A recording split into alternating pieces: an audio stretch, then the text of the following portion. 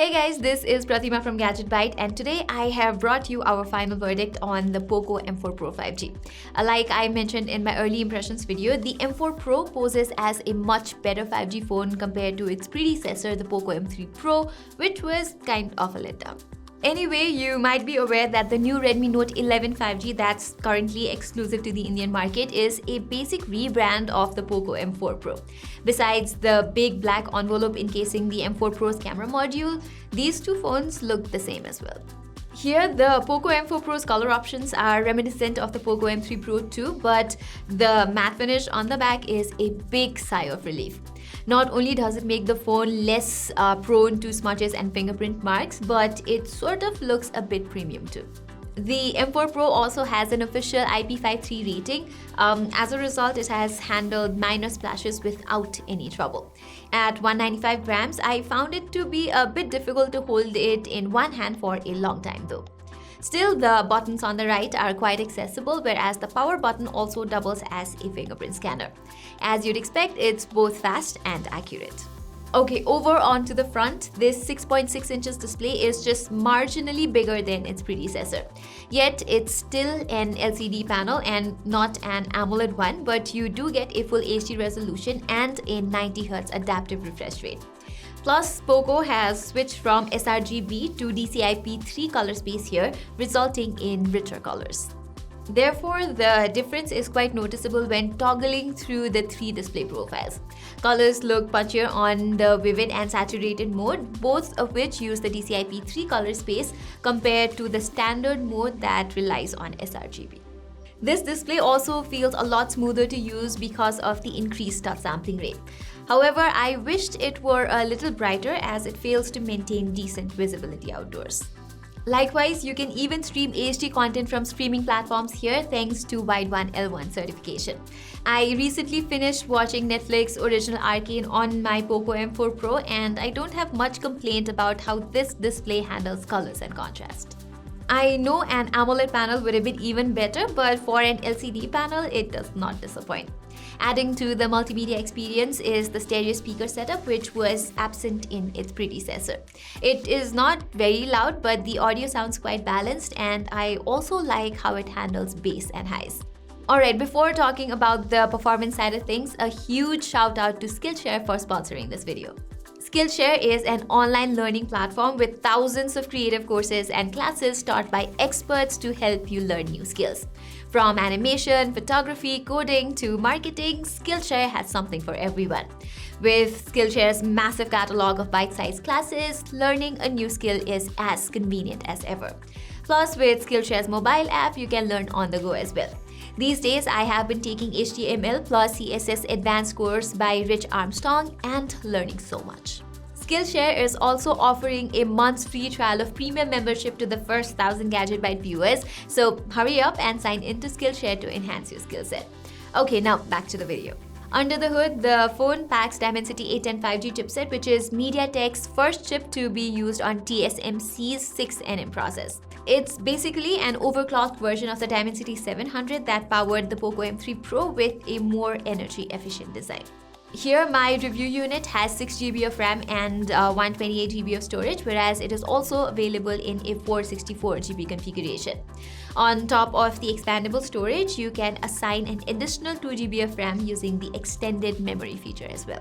Despite this, I am unsatisfied with the M4 Pro's RAM management. At times, apps tend to reload even when there are only a handful of other apps running in the background.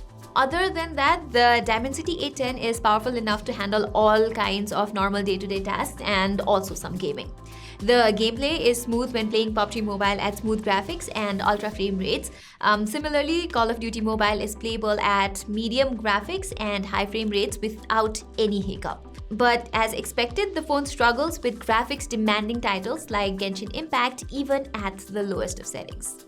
Moving on, while Poco has hinted at its own UI to arrive by the end of 2021, the M4 Pro still runs on the custom UI 12.5 based on Android 11.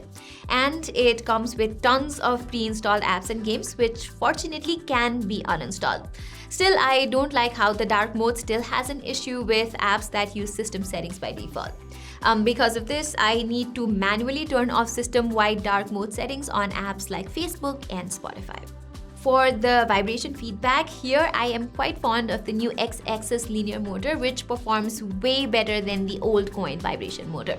Whether you're typing or adjusting volume with the volume rockers, the Poco M4 Pro's superior haptics are quite apparent. Now, before getting to the cameras, there are a couple of things that I want to point out first. This time, Poco has dropped the gimmicky 2-megapixel cameras for a more useful ultra-wide camera instead. But the company has misleadingly designed the camera array to fool you into believing that there's a quad camera setup here. Anyway, to test the camera capability of the Poco M4 Pro, I put it up against the Realme 8i since both of them sport a 50-megapixel primary camera. As you can see in these samples, the images come off drastically different from these two phones. The pictures from the Poco M4 Pro have a warmer hue with relatively true-to-life colors. On the other hand, Realme 8i's photos look more saturated and vibrant. Also, I noticed that Poco struggles with details on close-up shots. It does take better photos in some instances, but they are few and far between. The ultra-wide-angle camera from the M4 Pro manages to deliver better colors compared to the primary camera. However, they're lacking in terms of details.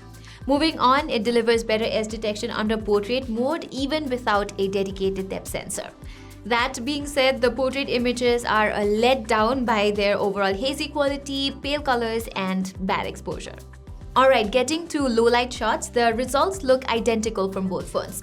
Yet with night mode turned on, Realme beats Poco with better exposure control and detail retention.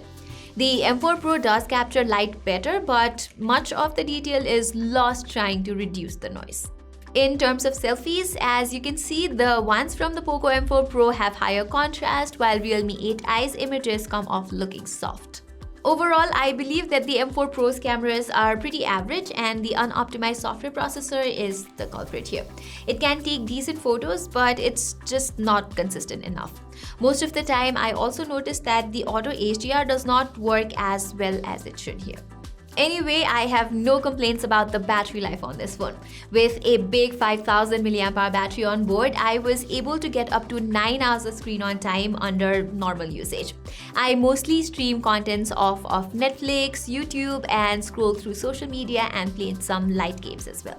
Its charging speed is pretty swift too. The 33-watt charger that comes inside the box takes a little more than an hour to fill up this battery from 0 to 100%. Overall, the Poco M4 Pro, aka the Redmi Note 11T, is a much better phone than its predecessor, the Poco M3 Pro, for a similar price.